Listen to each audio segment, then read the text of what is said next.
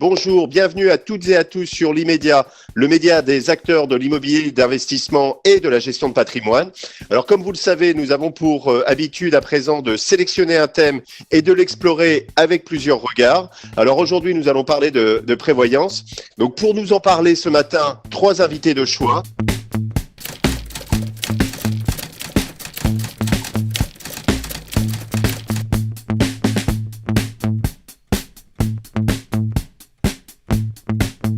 Le devoir de conseil, aujourd'hui, c'est quelque chose qu'on appuie auprès de nos adhérents parce qu'effectivement, il y a déjà eu de la jurisprudence là-dessus.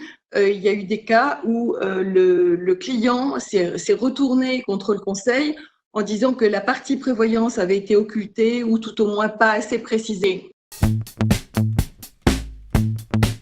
C'est aujourd'hui, je pense, aujourd'hui en temps de crise, un axe de développement que peuvent utiliser les cabinets parce qu'effectivement, la cible que représentent les chefs d'entreprise est très mal couverte, que ce soit les TPE, les PME ou les plus grosses entreprises. Les plus grosses entreprises sont un peu plus équipées, on va dire, généralement.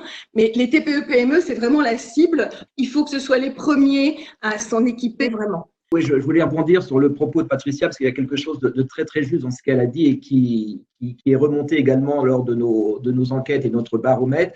En effet, ça c'est important, plus la structure est petite, et en France les structures sont plutôt petites, moins la connaissance ou l'appétence à ce risque de garantie homme-clé, de garantie croisée d'associés qu'on pouvait voir tout à l'heure, la connaissance est très faible. Donc c'est important de savoir donc qui cibler et pour mieux cibler son conseil. Notamment pour des professionnels, c'est vrai que de se dire que les petites entreprises sont un terrain ou un terreau très fertile justement pour ce conseil particulier parce qu'ils n'ont pas cette conscience que peuvent avoir un peu plus les entreprises plus structurées ou plus importantes. Lorsqu'un client va venir au sein du cabinet d'expertise comptable, il peut rentrer sur différentes branches. Lorsqu'il est TPE, PME, il a besoin purement d'un comptable, il a besoin de conseils pour se développer, il a besoin la réalisation des fiches de paye de ses différents salariés, il a besoin de création d'une société. Par rapport à l'ensemble de ces tâches-là, on intervient sur l'accompagnement du client de A à Z. Donc vraiment, c'est de l'interprofessionnalité et on va encore plus loin parce que derrière, moi, j'ai besoin de travailler avec des cabinets d'assurance et notamment, je travaille avec MetLife. Et ce fameux MetLife, donc moi, j'ai un interlocuteur qui est dans le sud, qui s'appelle Michael Parr, qui s'occupe, m'a fait connaître aussi d'autres professionnels, à la fois des professionnels du métier, de la gestion de patrimoine, ou tout type de métier. Et ensemble, on a commencé à créer un vivier et c'est là-dessus où on travaille en totale interprofessionnalité. L'objectif, c'est de faire quelque chose qui soit gagnant-gagnant pour tout le monde, mais surtout, in fine, pour le client. On est là pour que le client soit extrêmement bien entouré. Je rejoins également votre propos. Je dis souvent, nous sommes des entremetteurs.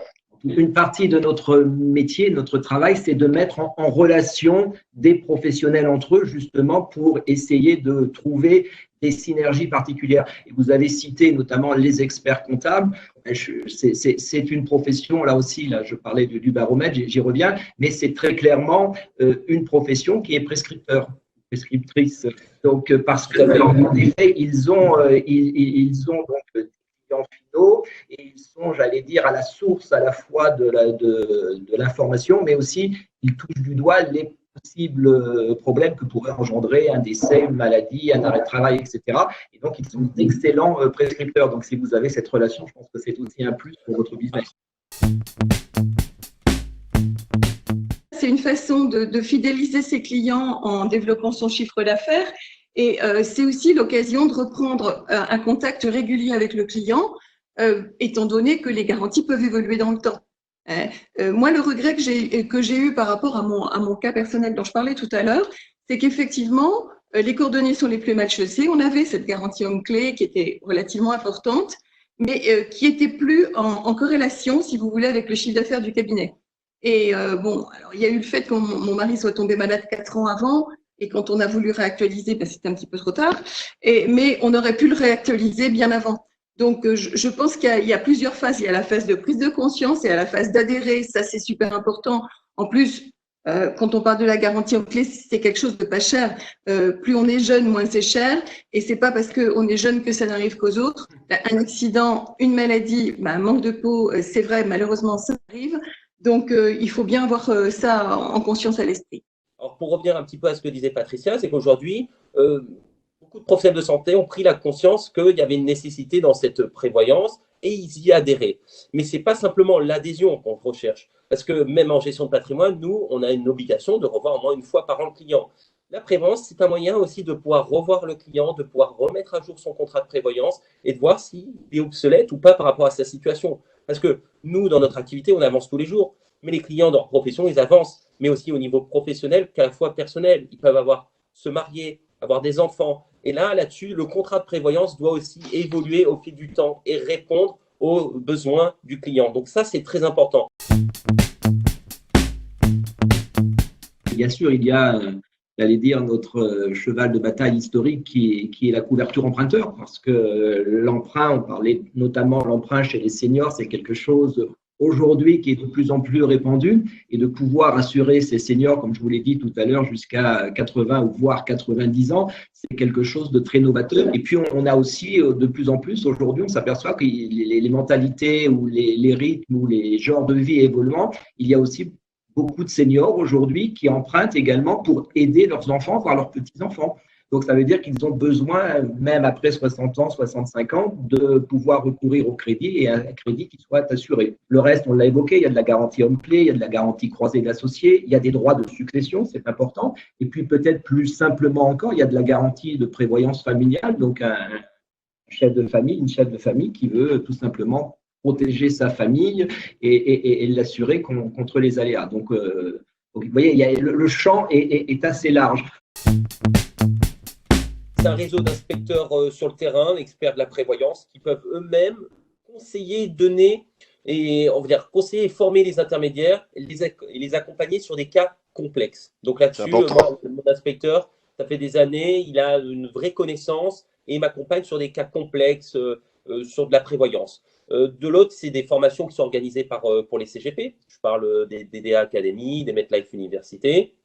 Et aujourd'hui, MetLife, pourquoi aussi je l'utilise? Parce qu'au niveau digital, c'est simple. Comme expliqué Ronald, c'est un produit à tiroir qu'on peut utiliser pour la prévoyance, chef d'entreprise, pour la succession, pour la famille. Donc, c'est très bien fait, c'est performant, avec un back-office qui est très réactif. Donc là-dessus, je suis satisfait. Et pour aller plus loin, pourquoi aussi MetLife? Parce que pour moi, ce sont les plus performants et les moins coûteux sur de la protection de capitaux très élevés. Et ça, pour moi, c'est au niveau patrimonial, quand on travaille sur de l'entreprise, des chefs d'entreprise, pouvoir assurer 1, 2, 3, 4 millions d'euros en cas de décès sur des prix faibles, c'est extrêmement intéressant. Notre mission, c'est de conseiller, c'est de former et c'est d'accompagner, puisque vous l'avez compris, on est en intermédiation, donc c'est pas de faire à la place d'eux, mais c'est vraiment d'amener notre contribution et d'aider nos partenaires à être eux aussi, ils le sont déjà par nature formés, mais de leur donner ces compétences complémentaires nécessaires, de les mettre à jour, parce que c'est quelque chose, je vous l'ai dit tout à l'heure, c'est une matière vivante, ça bouge, ça évolue. Et donc, il faut sans cesse se tenir informé.